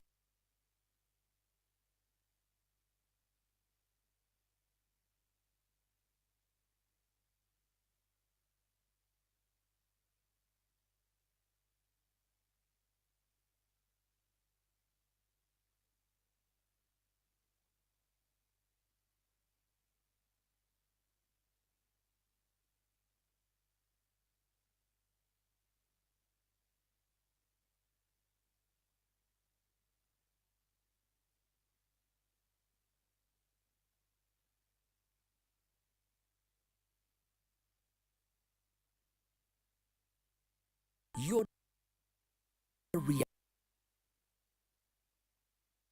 What's your one thing? Your smile is one of the first things people notice about you, so taking care of your oral health is crucial for a confident and healthy life. Here are some essential tips for maintaining good dental hygiene. Tip number 1. Brush your teeth twice a day. Use a fluoride toothpaste and a soft bristled toothbrush. Brush for at least 2 minutes, making sure to clean the front, back, and chewing surfaces of your teeth. Tip number 2. Floss daily. Flossing helps remove plaque and debris between your teeth that brushing alone can't reach. Make it a daily habit to keep your gums healthy and prevent cavities. Tip number 3. Use mouthwash. Look for one with fluoride to strengthen your teeth and an antimicrobial agent to fight bacteria. Remember though, It's not a substitute for brushing and flossing. Tip number 4, maintain a healthy diet. What you eat affects your teeth. Include calcium-rich foods like dairy and leafy greens in your diet. Limit sugary snacks and acidic drinks as they can contribute to tooth decay. Tip number 5, stay hydrated. Water helps wash away food particles and stimulates saliva production, which helps neutralize acids and fight bacteria. Tip number 6, protect your teeth. If you grind your teeth, talk to your dentist about possible solutions like a night guard. Use a sports guard during activities that could risk dental injuries. Tip number 7, avoid tobacco products. Smoking and using tobacco can lead to gum disease and tooth loss. Quitting tobacco is one of the best things you can do for your oral health. Tip number 8, clean your tongue. Use a tongue scraper or your toothbrush to clean your tongue. This helps remove bacteria that can contribute to bad breath. Tip number 9, regular dental checkups. Schedule regular dental appointments for professional cleanings and checkups. Your dentist can catch issues early and provide personalized advice. Remember, these tips contribute to overall dental health, and consistency is key. If you have specific concerns or conditions, consult with your dentist for personalized advice. Regular dental care, combined with a good oral hygiene routine, is essential for maintaining a healthy and confident smile. This program is produced by Sani Productions, powered by UBC TV, inspiring Uganda.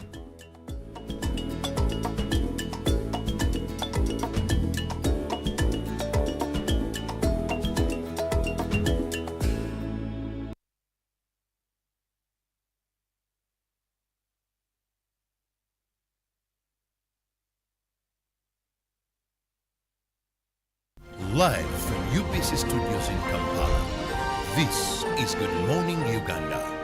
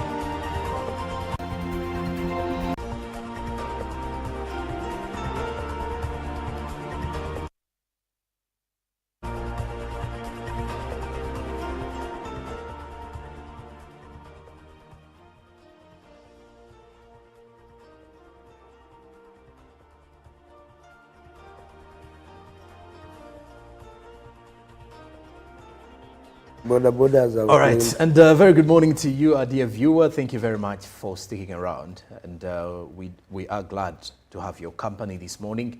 From wherever you're catching us from, this is Good Morning Uganda, and now we are off into our agenda.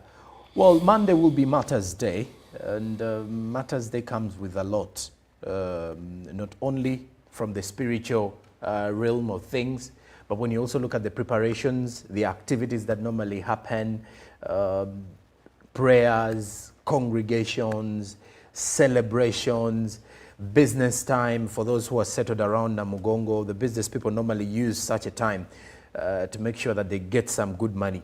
But at the end of it all, you do also realize there are other individuals or specific groups of people who normally use such a time to go and rob others or steal from those who have gone to make pilgrim. So this is something that we need to also look at and try to understand the state and the situation under which the police and other security agencies are operating. And of course, our conversation is driving towards the crime which is thriving amidst the Mother's Day preparations, but then also looking at the preparedness of the police to make sure that we curb this crime and put an end to this particular act of, or this particular act and acts of the many robbers, thugs, people who keep on attacking others, and also trying to understand what role can the community do to put an end to this. My guest this morning is the Commissioner of Community Policing from the Uganda Police, and this is none other than Anatoli Moletera, who joins us this morning. A very good morning, Afande. I need to first of all get into knowing your real titles. My real titles, yes. But you have already mentioned. No, you know, most of them are called ASP, SP. Okay, according to the Police Act, but no. Our listeners, viewers, good morning.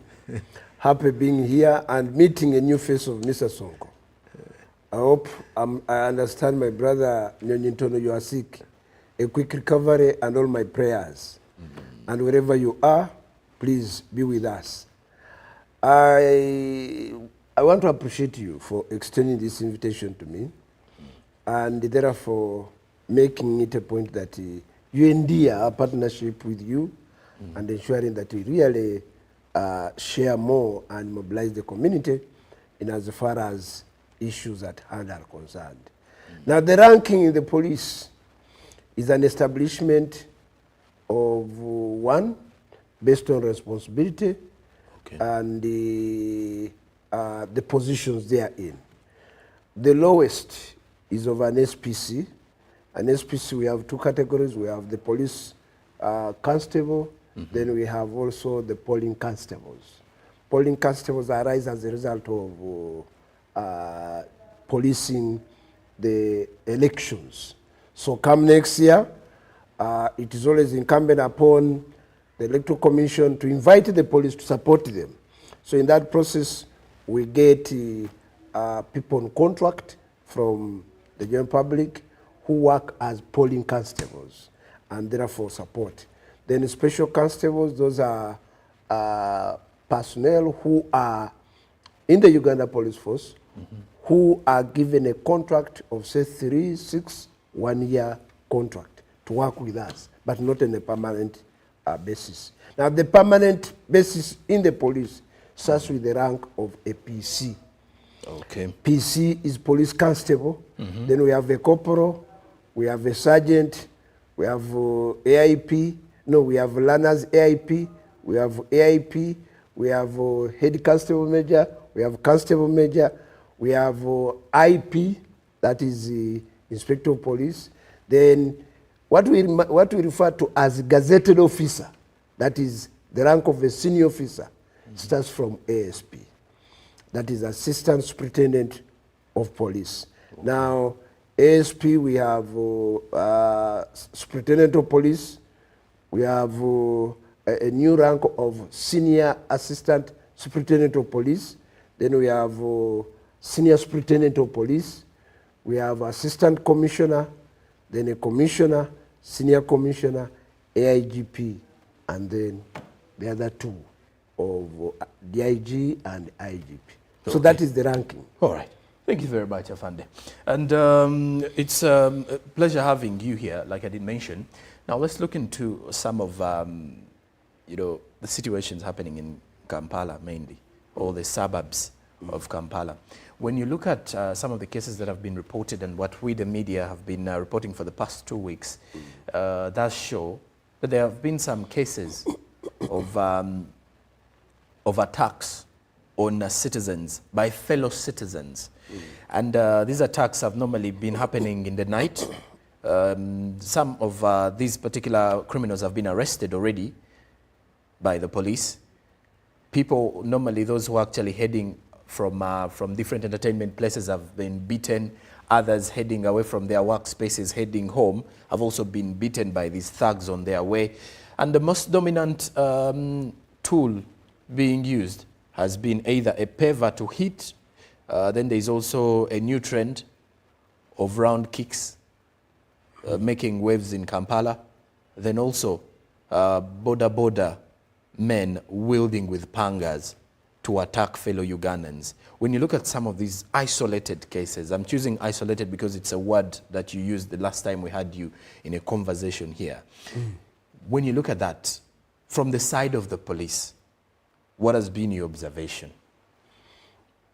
Bwana Sonko, I'd like to invite you in joining me to allude to the fact that generally Uganda is calm, stable, and normal. You want to tell me that amidst life you are living, not so? I am. Are there no people who are dying? There. Are there no people who are in the hospitals? There are people. That is a trend of life. And I want even to inform you that even when, you know, sometimes we don't like always to relate things. Even from the time of Jesus, when he was beginning his ministry of establishing Christianity, he found a mess in the church. He found that the temple had been turned into a market and there were robbers in the temple. Isn't it biblical? It is. So why are you trying to alarm situations? What I'm trying to emphasize therefore at this point is that it is incumbent upon leadership. And when I talk about leaders, I'm not talking about the national leadership of this country alone. I'm referring to the level of leadership wherever you are to play a role in putting everything to order. We have scenarios where we have the blame game. We have scenarios where people want to always look for who to apportion whatever. But in leadership, including you where you are, whether at home or here or on the road, you are a leader. And therefore, when you find anything that is not in order, try to put it in order. That is the essence of us having the laws. In this regard, therefore, whatever we see are indeed isolated incidences, which, and I want to again add on, raise concern. They raise concern to all of us. Are we playing our roles as leaders, as parents, as police, as LOCs, as religious leaders, as businessmen, as riders? Are we playing our role? Because incidentally, you want to always put every blame concerning security to the police because it is the lead agency in as far as internal security is concerned. Very good. Very good. But that is crime work. It's crime work. It is something that we have since childhood. You seem to have breastfed that. But now let me ask you. I have met you for the first time today. Do I know where you live? No, you don't. Do I know what you have? No. Do I know those you have cheated? Do I know any business deal you have made and therefore gone sour? No. Do I know those who may target you? No. I can only know on sharing information with you. I can only know when you connect with the area police to concretize your security. Therefore, sharing information and role play in as far as security is concerned is very important. And that is the essence of talking about 3 rings of security. Okay. The personal security. We cannot have every policeman policing every Ugandan, although you want it so. It's not there. Even if you went anywhere, it's not there. Let me tell you, the establishment of the kingdom of God was not based on war. It was based on the word. That the word became flesh, and flesh became human. That is the prologue in the gospel according to St. John. How the Lord God transformed the world through the word. And therefore, we can equally replicate that and transform the world security through the word to action. Okay. Ugandans have a tendency of apportioning blame. But ask yourself, even in my own clan, let me tell you, in my own clan, where we have around 10,000 clansmen. I am the only policeman. Do you want to tell me that my clansmen there or my kinsmen should say, because we have the police, so we should not be able to secure ourselves? So how many of you have policemen who come from your clans? What am I trying to say? You may think I'm trying to scold you, but no. We cannot afford to have a policeman in every home policing every human being. We can only do that when we realize that we have a role play. After all, it is constitutional. It is, first of all, it is a birthright. Whenever everybody is born, that's why when a child is born and thrown on the ground, the first cry from the mother's womb, why is asking, because he has had a change of environment. So would even ask, where is the police? But he's asking himself or herself, why? So meaning it is a birthright for you to secure yourself. And therefore, please try to conscientize yourself to know that you have a role to play. Two, it is constitutional, it is legal that we need to work together. Okay. We need to work with you. Definitely, this is what you want to hear. Because when I live here without talking, that we equally have our own weaknesses, especially in terms of responses to your distress calls. Because, you know, Afande, I wanted to share with you that as much as you want the cooperation to be open, I don't know if you've ever noticed that when police arrives in an area, most of the people within the community are scared.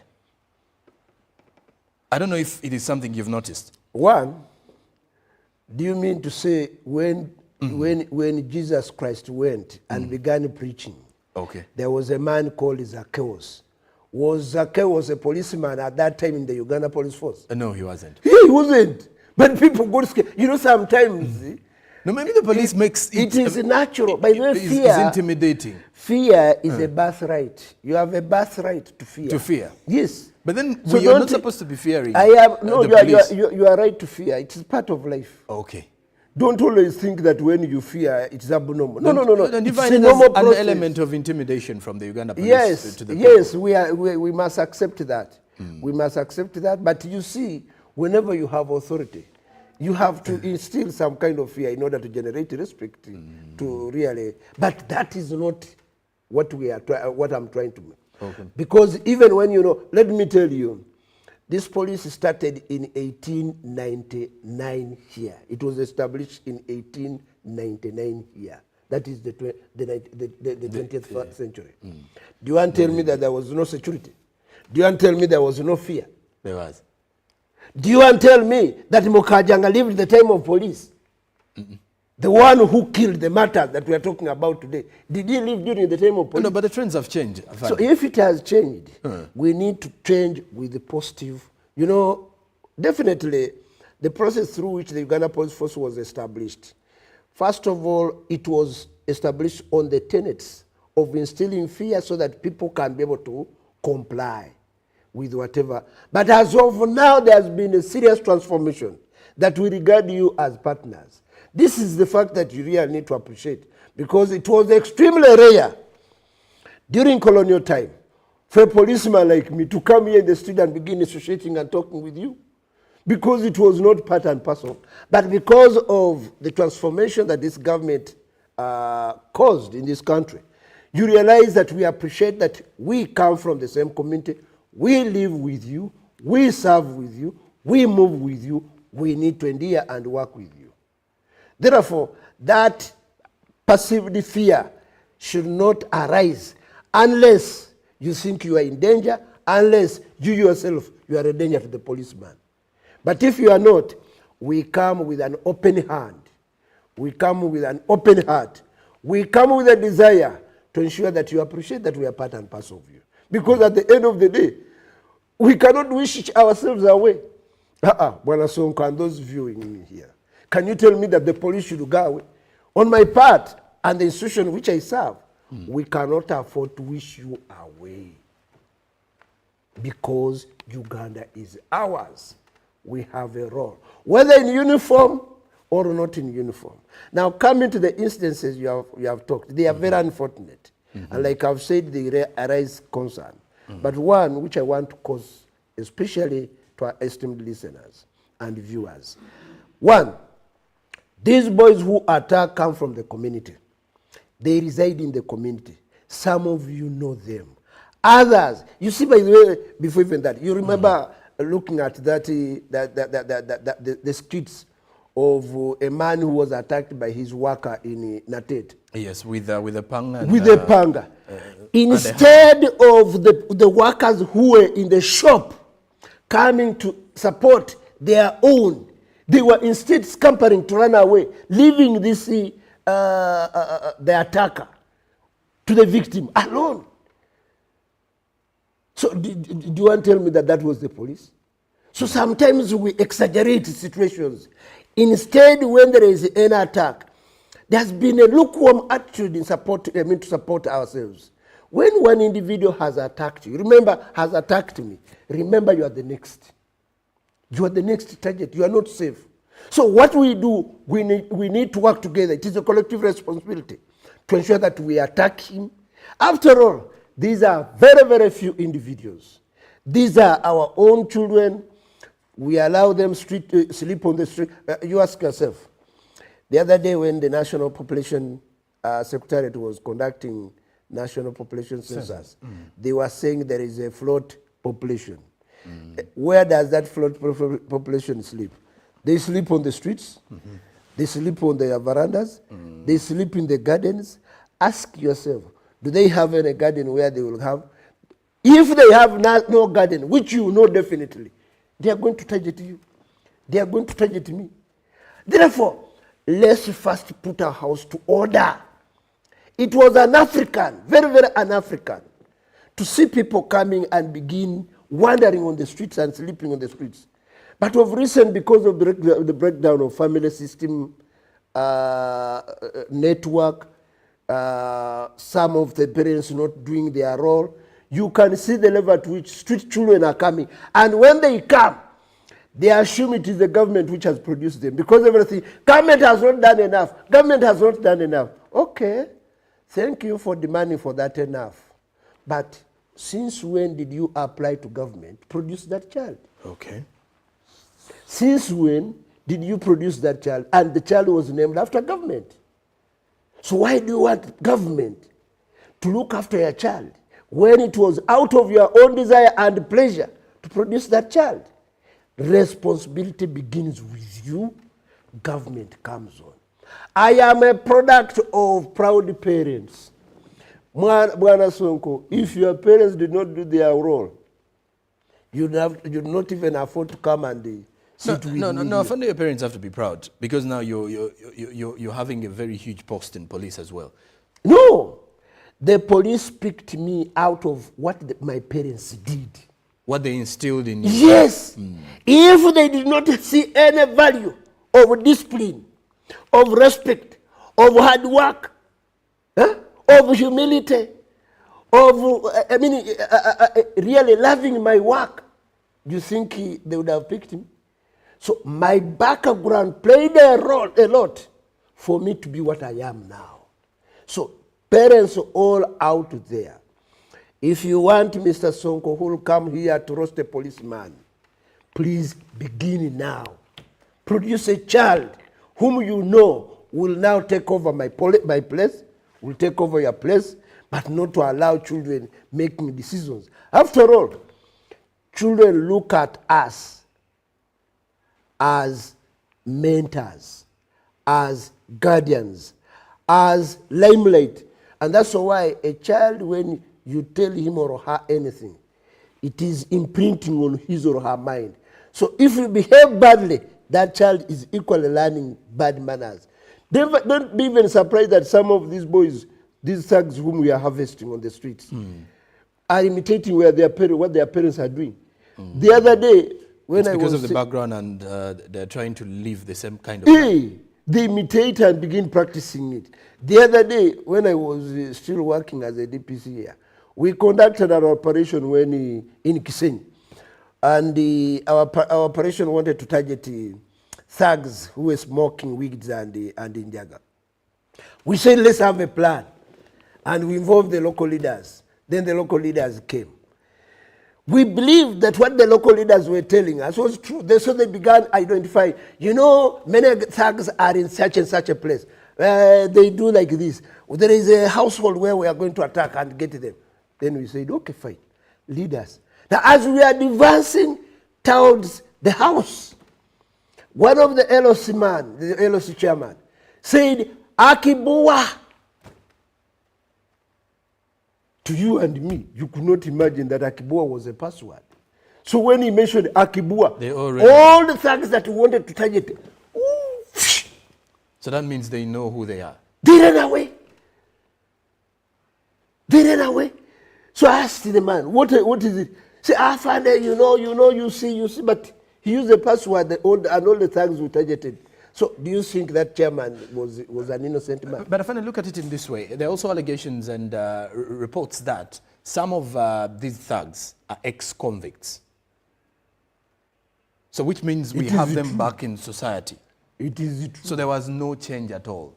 It is true. Are you religious? I am. Do you go to church? Yes, I do. Have you stopped sinning? No. So, let me tell you. But my sinning is minimal. Who knows? You have just not been caught. You see, sinning is in the church. Crime is in the secular world. Now, what I want to tell you, we do what we can. Like some go to church and come out saved. Others go, it is like the parable of a sower, where Jesus Christ used the analogy of 4 types of seeds. 4 types of soils.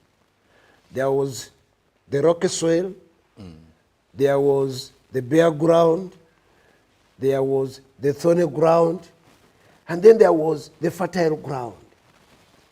And those types of soils are ordinarily amid stars. They equally translate in the human beings we are talking about. So don't begin saying that when we arrest and take them, yes, they are entitled to life. Let me even tell you that the law is very clear that somebody is presumed innocent until proved so by a court of competent jurisdiction. Now, even when he's on remand, he's still presumed to be innocent because a court of competent jurisdiction has not sentenced him. Now, if he's even given a bail, and in the course of being given a bail, he commits crime, don't say, but you are from prisons. No, he's not yet a convict. So this is what sometimes people out there don't know. You know the problem with us? We assume that whenever you arrest somebody, you go on judging. He's a thief, a thief, a thief. Neither several. Even when somebody has died, that person has died. Food. No way. We go with an expert opinion. And who is an expert? In legal terms, we have the judges, the lawyers. In terms of pathology, in terms of death, we have the pathologists. They are the ones who declare. So for you, when you begin saying, food them to no. The law presumes that such a person is even sleeping. So we need to take him or her to the hospital, where he will be pronounced dead by experts. So this is what happens also in ordinary life. That when you are judging people there, but this man is a thief, this man has been in prison. Yes, he has been in prison. Have you been together with him? To know that surely he was convicted or not. But anyway, that said, we have stepped up our collaboration, one, with the prisons. And that's why we are combined. When you talk about security forces, you are not talking about police alone. We are in collaboration, in partnership with the UPDF, with the UPS, with WUA, with the police itself, and the population generally. You are the police, not in uniform. And that's why you have a role to play in as far as security is concerned. Article 17 says that it shall be the duty of every citizen to cooperate with all security agencies in the maintenance of law and order. So please stop claiming, stop apportioning blame. 2, the Criminal Procedure Code states, section 15 and 16, that whenever there is any detection of somebody you suspect to be committing crime, you cause what we call citizen's arrest. Arrest that person, hand him over, not these actions. You call them court imbagirawo. Court imbagirawo is in every court recognizing whatever. Then the national objective 3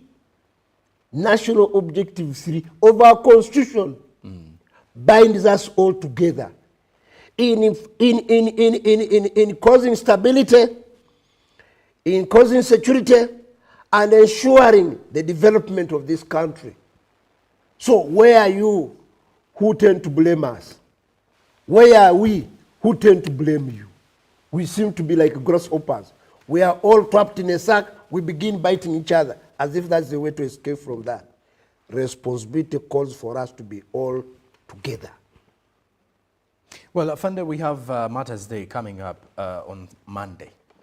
Now we have hundreds, thousands of pilgrims making pilgrimage in Namugongo. Of those, inclusive internationals, DRC, Kenya, Tanzania, and we also expect others from outside the continent who will be part of the year's celebrations, these annual celebrations of the martyrs. Let's look at the preparation of the Uganda police and, of course, what the community needs to do to ensure that we have a successful celebration of the day, or what the believers who will be there, and then the neighboring people around Namugongo, those who stay around Namugongo, Chaliwajara, Kira, what they need to do to ensure that we have a peaceful and a successful Martyrs' Day. Bwana Sonko and all those who are viewing this, the Martyrs' Day is worth celebrating. It is a day that brings a lot of pride to the country Uganda. It is a day that is recognized worldwide. And it is a day that brings us to recognize the fact that at one day we shall be rejoined, we shall join our souls and spirits with our Creator. And therefore the resilience and commitment towards faith is very paramount. After all, it is a preparation for the next world. I want to share with you a literature which I read. I was reading about what other African countries have to say about the Uganda matters. You know, and I landed on one country, and that is Nigeria. Nigeria has some of their churches named after 4 of the Uganda martyrs. You can see the level of attachment. There is a church in Nigeria called St. Kizito. Actually, the chief priest is coming in from Nigeria on the Anglican side. Yes. But there is a church in Nigeria, St. Kizito. There is St. Balkudembe. So meaning we have gold in Uganda. The invisible hand of the Lord God touched Uganda. That this now has become an international recognition that has now led to the seed and planting of Christianity in Uganda, and therefore celebrated worldwide. Now, that said, it should not be the role of the police alone to take pride and therefore to lead, to secure this. And that's why I want to stand and sit here calling upon all of us to work together towards a successful day. After all, this is not the only day we have had in Uganda. We have had other previous days and we have secured them together. So why not this one? We shall equally be able to have this done and go. So I want to call upon you that we all work together. Now, in as far as the level of preparation is concerned, Bwana Sonko, we did not start yesterday. We knew that this is an annual day which must be secured. We started our plans since April. Since April, as soon as the religious institutions, under the Joint Religious Council, we started, under the Interreligious Council, we began planning with them, establishing the needs. That's why I want to inform you that the lead diocese of Nebi, started their voyage all the way from Nebi. And every point from where they were moving, the police and other security agencies were leading them until when we ushered them in Namugongo with a scotch-free crime. In as far as the venue is concerned, first of all, before the venue, other places where other pilgrimages are coming from, we have deployed. We make it a point that every district, wherever they are entering, there is always a handover from one district to another. Say if they are moving from Mbarara, Chirhura takes over. From Chirhura, Liantone takes over. From Liantone, Luengo takes over. From Luengo, Masaka takes over. Kalungu, Mpiji, until when they eventually enter. So then the real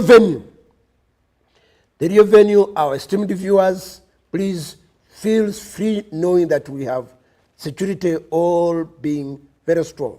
And I like the words of the rector. I was listening to Reverend Father Vicente Alvega and the Bishop Moses Banja. The assurance, they were giving them assurance basing on what we have done with them. So we have three rings, meaning four. We have the inner. That is the ring for the VIPPU, the very, very important persons. That ring has security. Okay. And therefore, don't go there with your ill motive. Just like the temple where Jesus cleaned you, we shall clean you.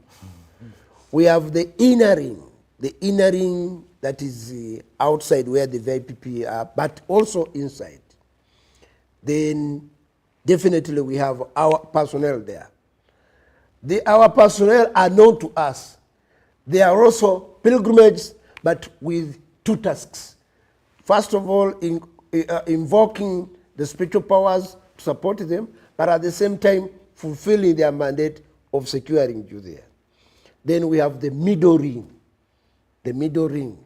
where we are working with the security of the various denominations, the church, the scouts, the medical personnel, because we are aware that we have people who are sick and therefore they want evacuation. So we work together with them to see and direct these people where they can go for medication. Then we have the outer ring. The outer ring is a combination, is a cocktail of security personnel. One, our first line of approach is community policing, where over 43 CLOs are moving within the localities, stretching all the way from Chireka. We are tracing up to Nalia, we are stressing up to Seta, and all those neighborhoods, talking to the communities there. And we are aware that some of these people, when they know that there is a very strong security ring inside, they don't commit crime around. They go to the suburbs. So there are also those suburbs where some of these misguided pilgrims also go.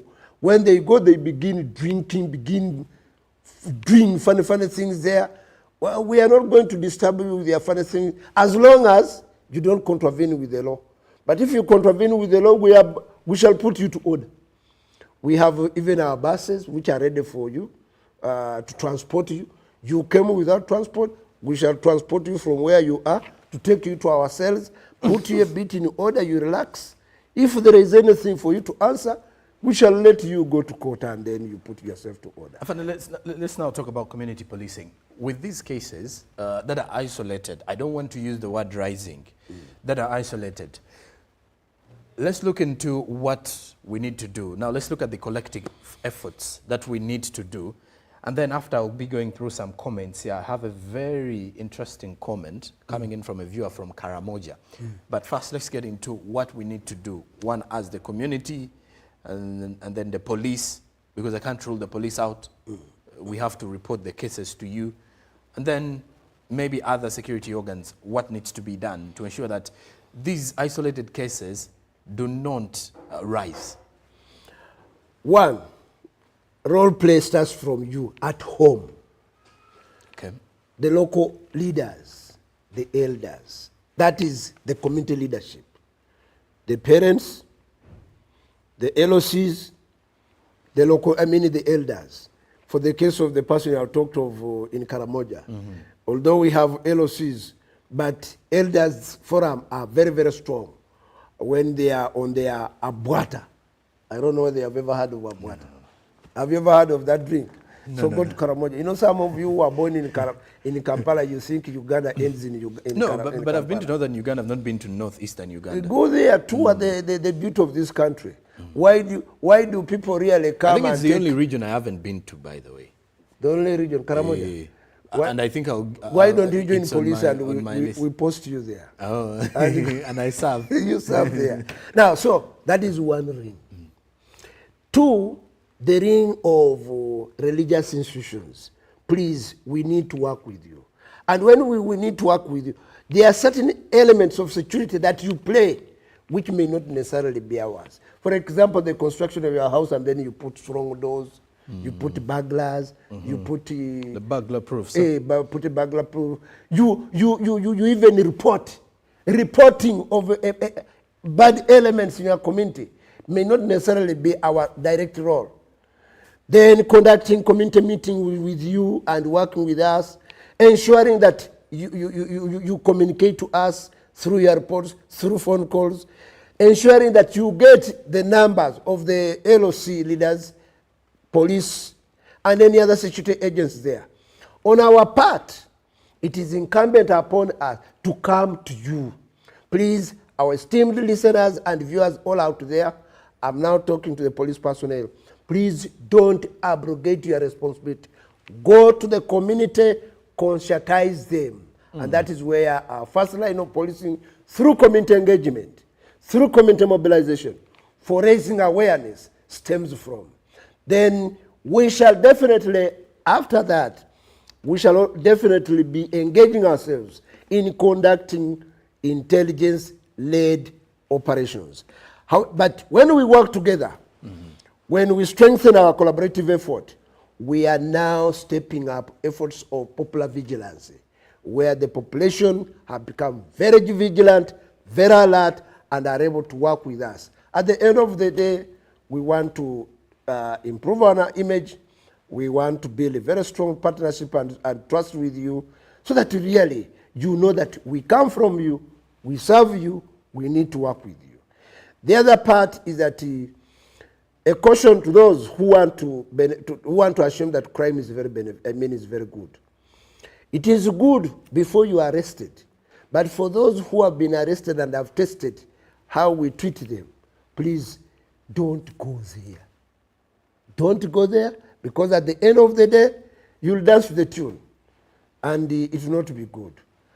To our policemen, there are definitely some complaints that our response is poor. Our customer care is poor. Our general whatever is a mood of complacency. Please, let's not betray the communities that we are supposed to serve. This is the time for which we need to sacrifice ourselves and ensure that the community benefits from our being around. Because at the end of the day, there is no most famous name in Uganda more than the name of a police. The police, the police, the police, the police, the police, whether in good or in bad, but it is mentioned. So it is us to establish, is the name police mentioned in good or in bad faith. Now, let's get into this comment. This says, talk of human rights and then children's rights. The community, the school, and the family plays a significant role in shaping the character and upbringing of children into well-being and good behavior.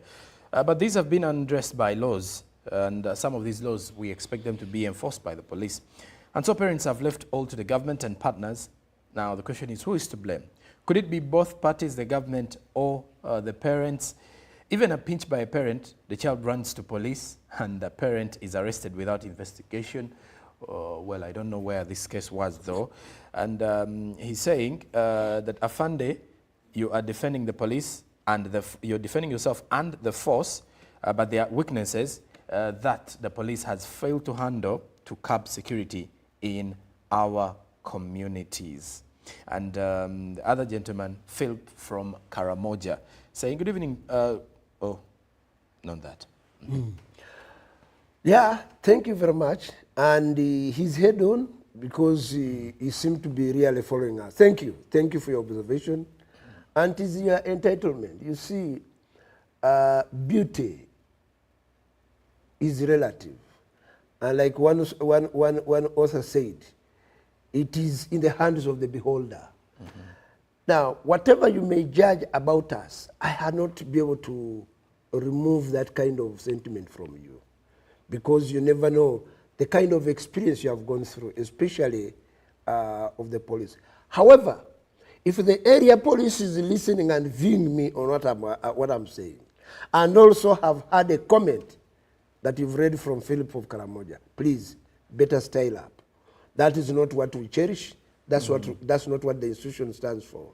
But that said, it should not be able to discourage you from visiting the police. Because at the end of the day, we are a legal entity set in by the laws of Uganda. You cannot be able to take on our roles, and we cannot take on your roles. Talking about the role of parentage and parenthood, please, that's a very big debate for which some of us have tended to vulgarize. One, when I sit with you here, I sit as a policeman. I sit as a father. I sit as a husband. Because I have a wife whom I'm proud of, and I have been blessed by children. The first thing I want to inform those viewing this program, as a policeman, when I'm entering my gate, these decorations stop at the gate.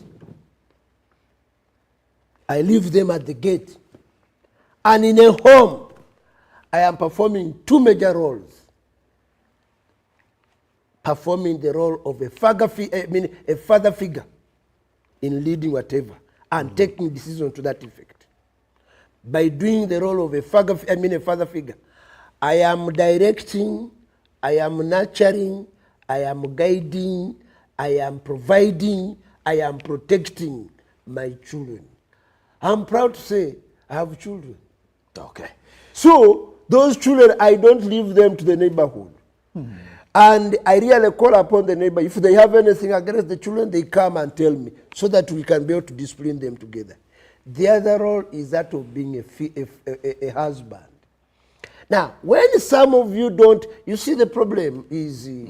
As we're summing up. You know, you are the one who is provoking my talk. You bring in this, you bring in that one, you are making my talk also katogo, and you prolong the whole thing. Now, that said, if we do not, you know, when you are to enter into something, you need to understand the rules of the game so that you can be able to dance well to the tune. Now, if you are entering marriage and you don't want, you think by being married is a man and a woman, that is enough. No, there is more than that. Okay. Therefore, when you begin having each other, a man and a woman in your home, the after effect is to produce. Now, the laws that come there, that come by, they are there to support us. They are there to streamline us. For example, there is no law that prohibits you as a parent to provide. There is no law that prohibits you from protecting. There is no law that prohibits you from disciplining. Your child. And it's also well written in the Bible. Yes. And of course, like Afanda said, we were prolonging this conversation. It's not something that we wanted to do, but he has been here giving us details in regards to how we can, as the community, be part of the community policing or be part of the policing. And then also to put ourselves in the same shoes as the police people, but by helping and supporting their work. And with all these submissions, you can easily see he has turned into a preacher, a father, a guardian, a parent, and on top of it, a police officer. He is the Commissioner of Community Policing from the Uganda Police, Anatoli Moletera, who has been with us. And hopefully we shall have him again next time to have a conversation relating around community policing and, of course, how to curb crime within our communities. And to your dear viewer, prepare for Matters Day celebrations, but continue to be very vigilant about whoever you're interacting with in your neighborhood. Again, Afande, thank you very much for being part of the conversation this morning. Coming up is Ruben Pima with the latest from sport.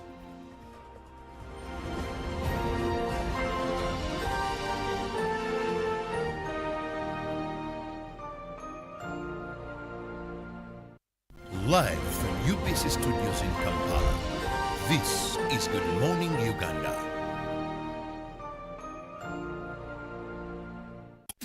107.3 Kampala, 96.9 Mbale, 95.7 Jinja, 98.6 Soroti. You are all covered.